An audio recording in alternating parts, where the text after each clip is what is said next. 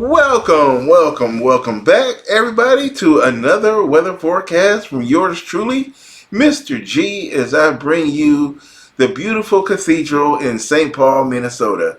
As we're all chilling out here in this brilliant sunshine, you see, now if you look at my local forecast for Minneapolis, you'll see I talk about how brilliant the sunshine is. And I produced a video last week where I talked about how clear cold days can be. Here is an example of a cold day with haze. We do have a little bit of haze out there, as there is a temperature inversion at about the 2 kilometer zone, where there's a little bit of warm air trapped in between in that cold air. This video is going to be mostly about the long range prognosis, the long range predictions, and what the weather guidance, the forecast models is going to tell us about what's coming up.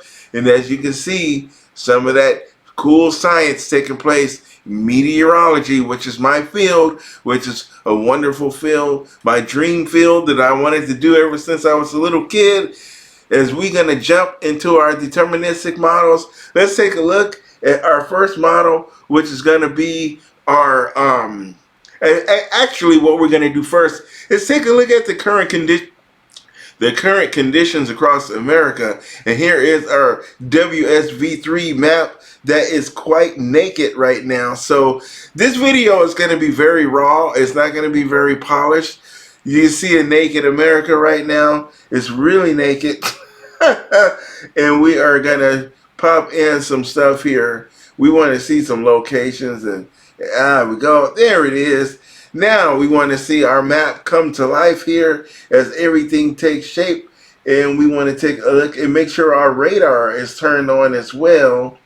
Make sure we got the composite going on and that it's showing. Let's put it into motion. Let's make it run for us. And we're going to take some close-up looks at some areas that's going on. In first place, I want to take a dive into, is we are going to hit into the, let's go back to our default view, and we are going to dig into the Pacific Northwest, and we're going to take it out just a little bit. Let's pull out just a little as we look at Washington. Here we got the Seattle area, as we see some rainfall beginning to make its way onto the Pacific Northwest. Let's make sure that we get our precipitation type identified. There is a little bit of rain starting to move onshore across the Pacific Northwest. In Seattle, in about an hour or two, you're going to start to see that rainfall, as well as in Yakima, Wisconsin. You also Wisconsin. Did I say Wisconsin? Wisconsin, Yakima, Washington. I remember back in the day, there was the old CBA. You had the NBA, and the CBA was kind of like the developmental league. And there was a team called the Yakima Sun Kings. I don't know if that team still exists today, but I remember it back in the 80s. Here in Spokane, Washington, you're in the clear for now, but I'm assuming that later today, you're going to probably see some snow out of this, as this is going to become snow as it moves into the higher elevations. So that's kind of what we're seeing right now across the Pacific Northwest, is we're finally going to get some needed rainfall along the coast. Let's zoom back out, and we're going to take a look across the Piedmont now.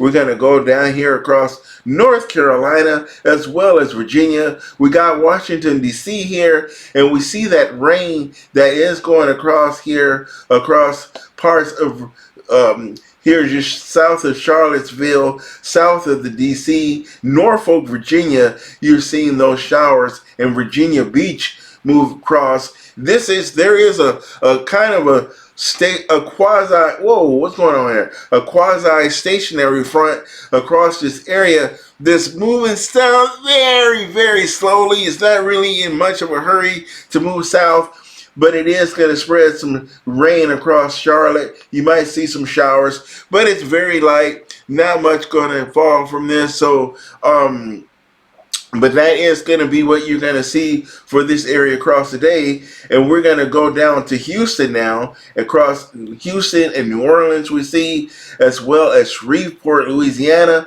We see the Dallas area here. Here's Waco. Here is, we got San Antonio. And I don't even know why Austin's not showing up. But Austin is right about here, right between Round Rock and Waco, Texas. And we're seeing some showers. This is the southern end of that cold front that's going to spread some showers. Don't see any thunder with this. Not getting any thunderstorms or severe weather out of this. Just showery weather. It's a little bit chilly out there. Some areas might see it convert over to freezing rain as we move into like this area right in here. Memphis, Tennessee. If you get in this region, you might see it convert over to a little bit of freezing rain. We do have several flood watches and warnings in effect, as this area has seen a lot of rain over the last few weeks. So the rivers are a little bit swollen as some of that runoff from in the valleys and up in the hills make its way down into the river, especially like the Mississippi River and some of the other rivers in this area. You're going to start to see that flooding. And there's also some snow melt taking place in the northern plains that's making its way running south. That snow melt is going into the rivers and is making the rivers run high. So that's why the National Weather Service felt that they have several flood warnings out here. And you see a special weather statement. Let's see what they have out here for this. So there is light wintry precipitation. And remember, I mentioned a second ago that some of this moisture is going to come down in the form of freezing rain here in the southern portions of Missouri, as well as central Arkansas. Little Rock, you're out of that precipitation as it has moved further south of you, but it will hit.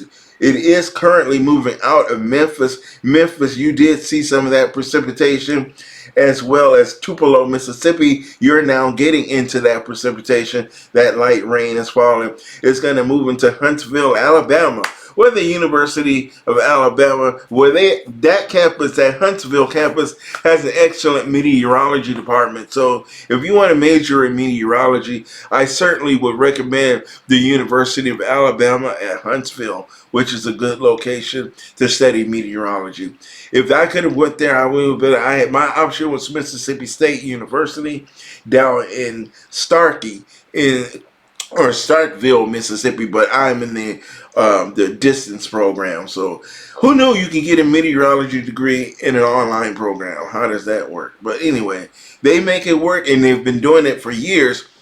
Many years before the pandemic ever started. So that program existed for folks who want to go into television meteorology. Mississippi State University actually trains about a third of the television meteorologists. But their program is also in line with the National Weather Service, which is the area that I'm going into. So let's go back out here. And we don't see much going on across the nation other than little trouble spots here and there. Florida, you're in good shape this weekend. Going to have beautiful weather. Going to be the nation's warm spot, as you can see those upper 70s across South Florida. But if you look at the Southwest, you might be wondering what all of these little dots and thingies are. Let's zoom in Southern California and take a look, and I want to talk about what that is. And what you are seeing here is actually, well, it went away when we zoomed in. Well, how about that? Ain't that a bitch? Well, here's one. Here's one here. And we're going to look at what this is. This is earthquake information. There are sensors and everything that they record the earthquakes that have happened in Southern California, as well as up the Pacific coast and in Alaska. They record with all the earthquakes. So actually, you can't see them. They're there. They're just really small here. As you can see, there have been quite a few earthquakes in Southern California over the last couple of days. I don't know how long before this goes. So let's look at one. We have one where an earth. Actually, what's interesting, what caught my attention is this guy in New Mexico. Nearly a 3.0 earthquake just south of Albuquerque. Do Albuquerque have earthquakes? Oh, I guess if you're anywhere on the planet, if you're on the Earth's crust, an earthquake is possible. But I just thought that was kind of interesting. Magnitude 3, or that's something you will feel. If you're close to the epicenter of that, you'll notice a 3.0.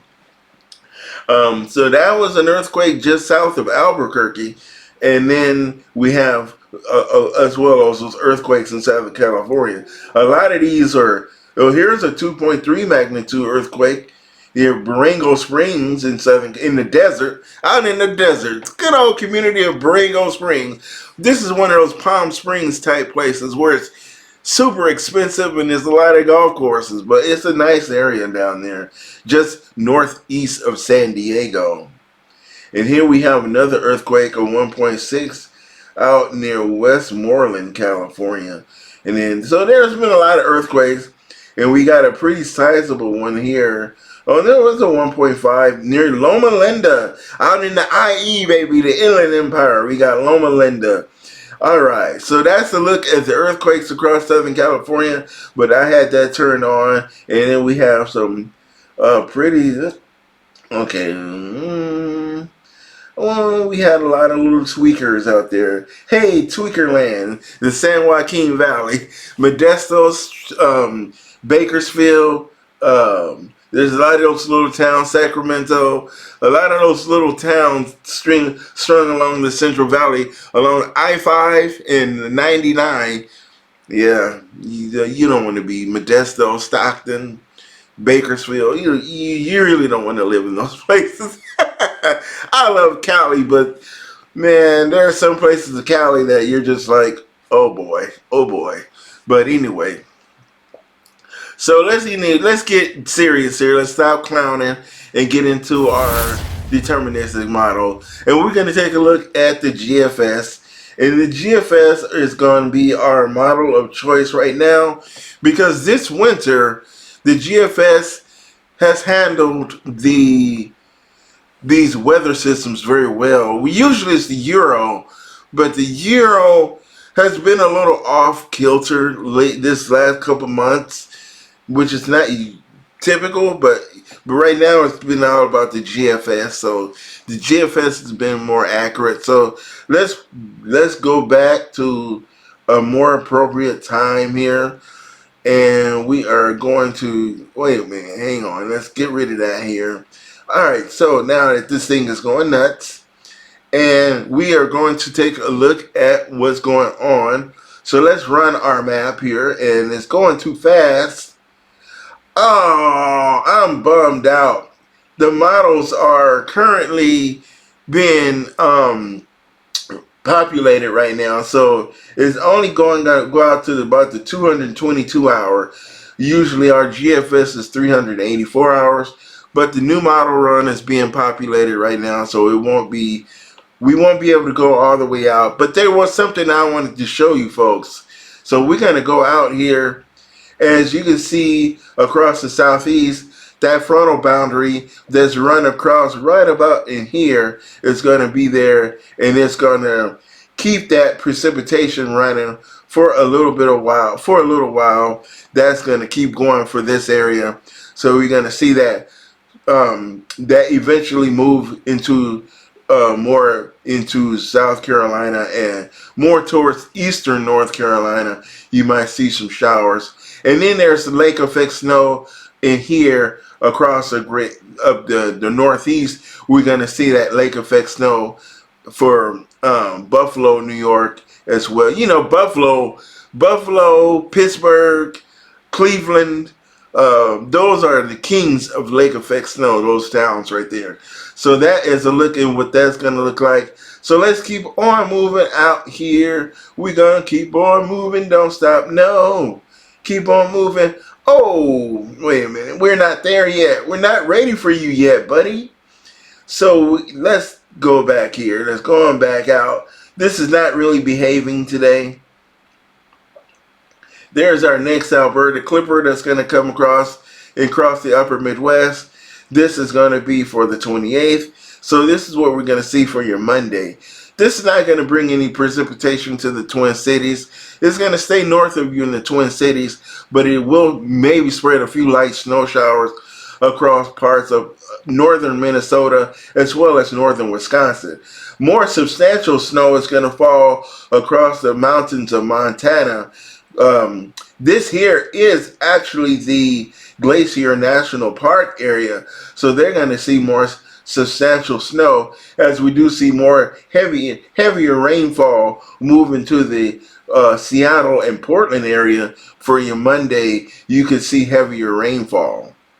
And there may be some rain again just off the coast of Florida and southeastern Georgia. You could see a little rain. So if you're in Boynton Beach or Jacksonville, you might see maybe a shower or two for your Monday. So let's move on out ahead. Our Alberta Clipper moves on off to the east. Then we get another shot of Alberta Clipper snow, Alberta Clipper type snow that's going to move into the upper Midwest for your Tuesday. You can see some snow, light snow across western Minnesota as well as eastern North Dakota could be a little bit of light snow.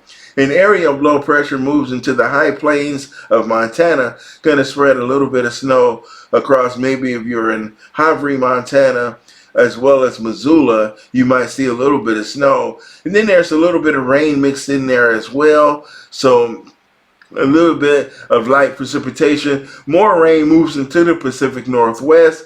Portland might see a little bit of rain here. Might also spread a little bit of rain and some mountain snow into the Cascades of Washington.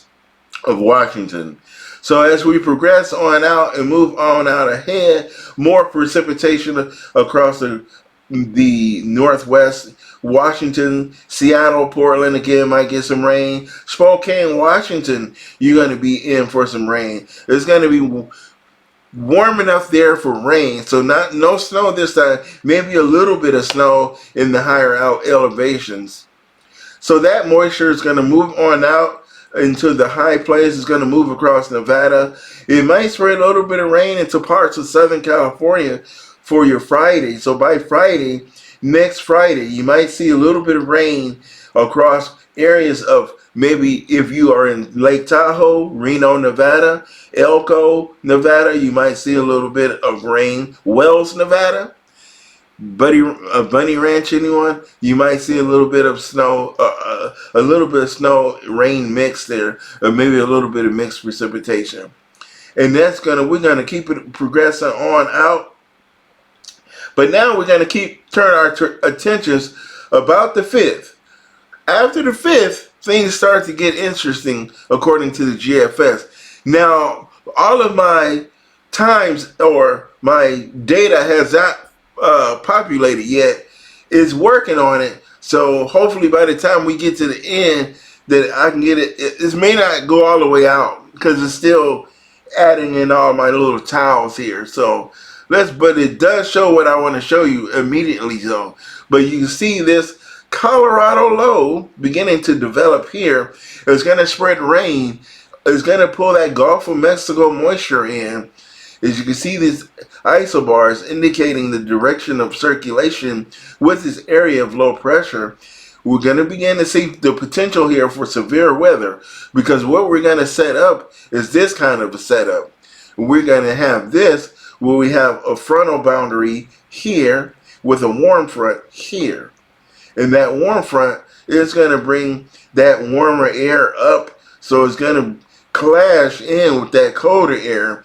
So you are going to start to see some severe weather. Usually with this type of setup, this is a classic severe weather. So we could have tornadoes, a potential for tornadoes, severe thunderstorms in Oklahoma. So if you're in Oklahoma City, so next Saturday, the potential for severe weather will exist.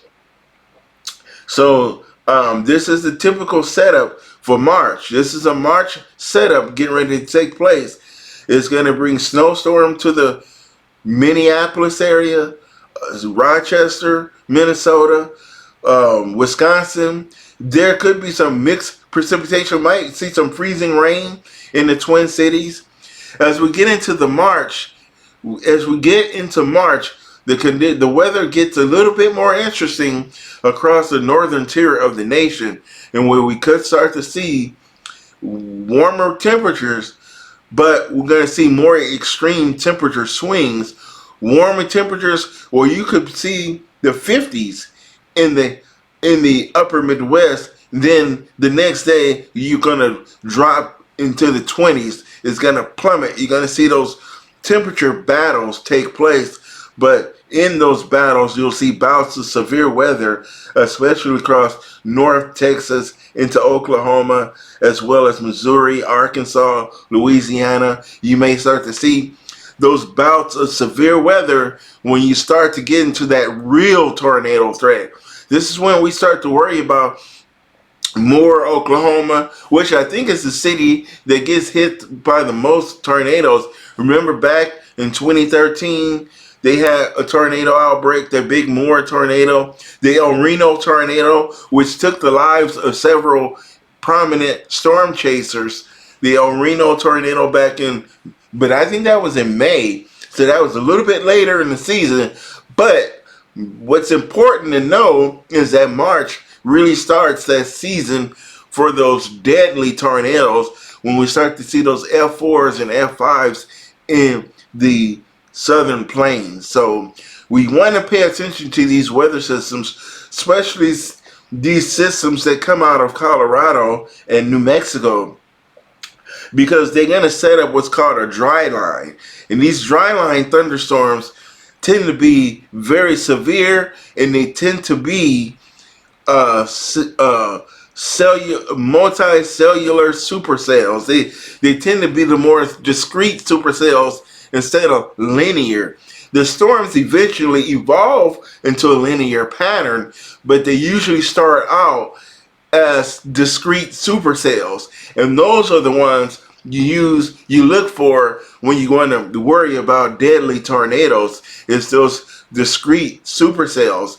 Not so much when they become linear. Linear is you're going to get a lot of hail, a lot of rain. Those become your rainmakers. And they also have the straight line winds. The damaging winds is when you want them. When you start to see that is when you get those squall line type thunderstorms. So let's move on ahead as a few more tiles have populated. So let's clear that off the map. So we're going to see this really take shape here. This deep low pressure center is going to come into the plain states, but it's going to spread its moisture and precipitation well into Minnesota. We can actually see rain into the Twin Cities. So I'm guessing about the 6th of March. So next Sunday, there is the potential for rain. We might even see some freezing rain across the Twin Cities where I live, up in the upper Midwest. So it's going to spread rain as far north as possibly into Canada. As you can see, that warm fetch off of the Gulf of Mexico, and a lot of that moisture is going to come stream in. You see how it streams into the we're going to make our line here. As you see, it really makes that moisture come in off of the Gulf of Mexico. And it's going to stream into the Great Lakes area. But this looks like, according to this map, it's going to be all rain. So that's going to be very interesting to see if that pans out. I think it will, because of the pattern that we're going to be in at this time. So I think that will pan out, that we're going to see that that rain move into the Twin Cities, Detroit. You're going to see it in Chicago, Indianapolis, Cleveland. So those big cities across the upper Midwest and the Great Lakes area. This is going to be a very interesting scenario. So we're going to see how it goes out. But what is of concern to pay a particular note is this here. This is very heavy snow, and these darker snows, if we zoom down to our thing here. Well, I don't like how that, but you see that darker snow. That's going to indicate a much heavier snow that could fall in many locations. You can see, especially in the Twin Cities, this is going to convert from rain and then switch. You're going to have rain, maybe a little period of freezing rain or sleet. We get a lot of sleet here too. And you're gonna also, it's gonna eventually change over to snow, but it's gonna be heavy snow. This could be a 1 foot or more snowstorm. The potential exists for a foot or more of snow for the Twin Cities, but it looks like most of that snow may fall to the Twin Cities, the northern half of the Twin Cities, north into northern Minnesota. So up to Duluth, you might see that heavy snowfall. This is going to be for Sunday, the 6th of March.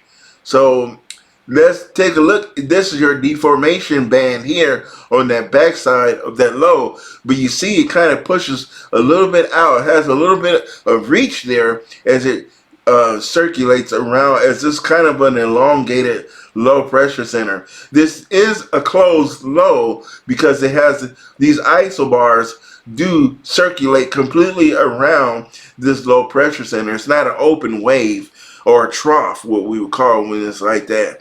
So this is a closed low, a closed Colorado low, and it's going to make its way into Canada and move off into the northeast there. So it's going to eventually spread rain across the northeast, maybe a little bit of snow in the higher terrain of New Hampshire and Vermont, Maine, the higher terrain, Allentown, Pennsylvania. You might see some of that rain and freezing rain and maybe a little bit of snow. The next weather system moves into the Pacific Northwest on February. Not February, now we're in the March. So some more snow. Oh, let's move back because we've gone back. Our map has retreated back, I guess, on me. It jumped back.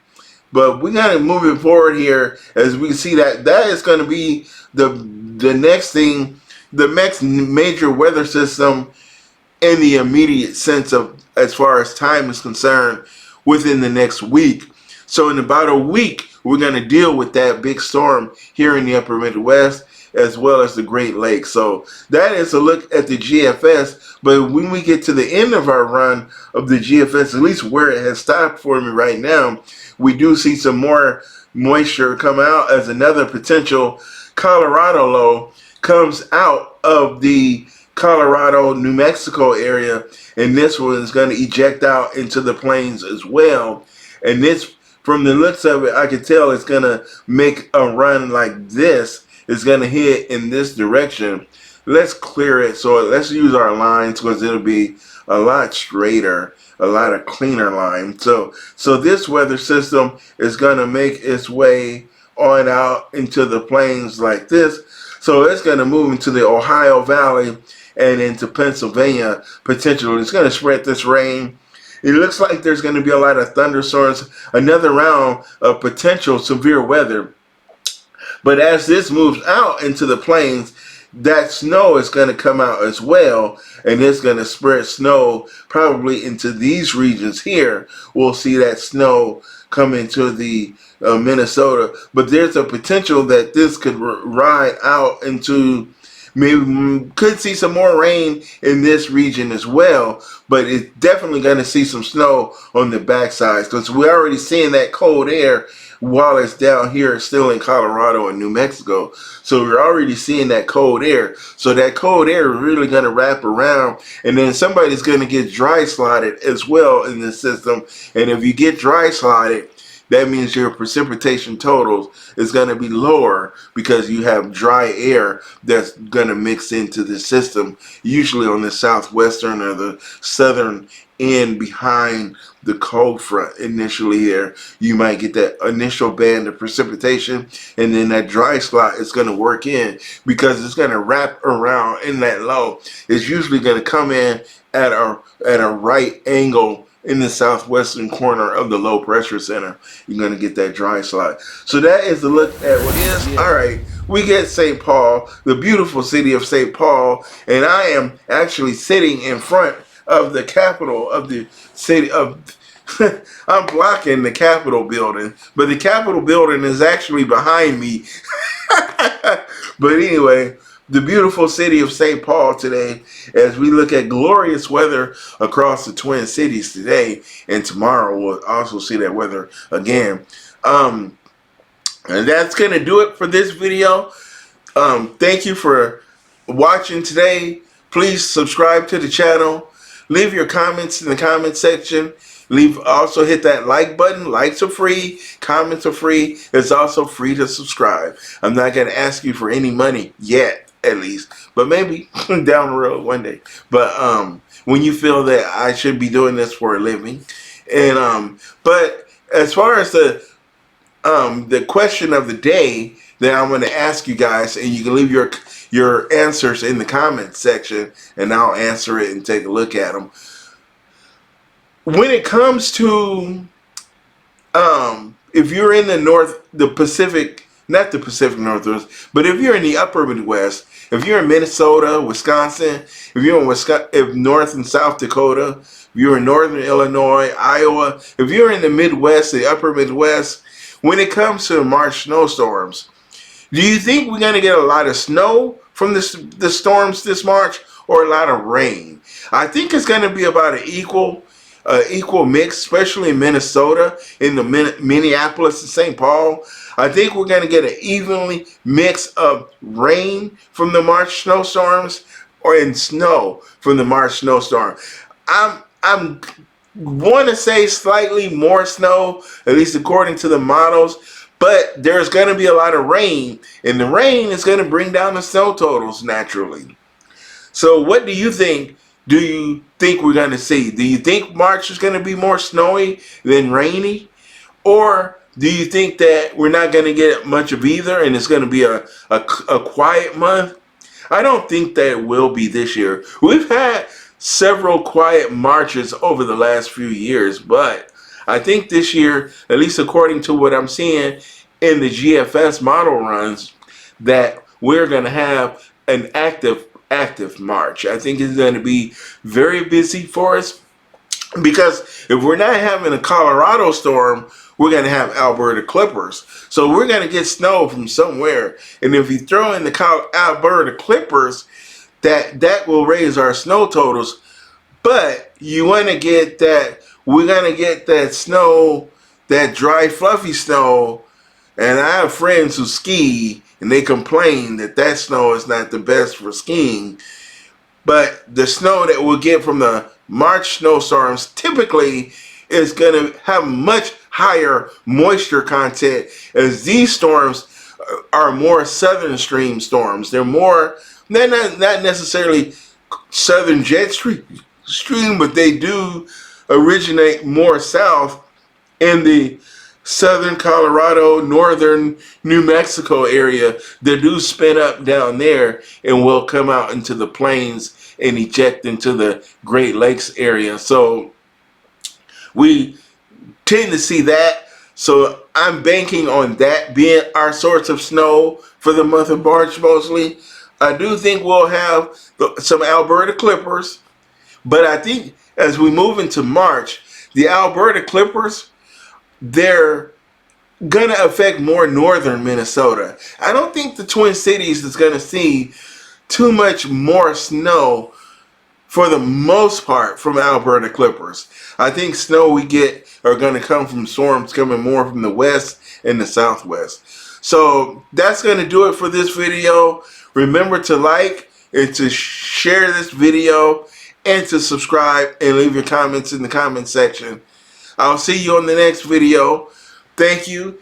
You can also follow me on TikTok at Mr. G Weather on TikTok. And on Facebook, my Facebook page is at Dooley Godot Weather. And then on TikTok at Dooley Godot. And on Instagram at Dooley G is my Instagram handle. So you can follow me on all. I don't really do much on Instagram. I don't know. I don't think I'm going to put too much of my weather stuff on Instagram. I may put weather photos and stuff like that on Instagram. But you'll see my TikTok videos I do every morning on TikTok with a national weather forecast, as well as a written weather forecast on Facebook every morning. So if you want to see, if you want to read what's going on in the weather across the nation, I do post a weather analysis every morning on Facebook. So thanks for joining me. I'll see you next video. Have a good day.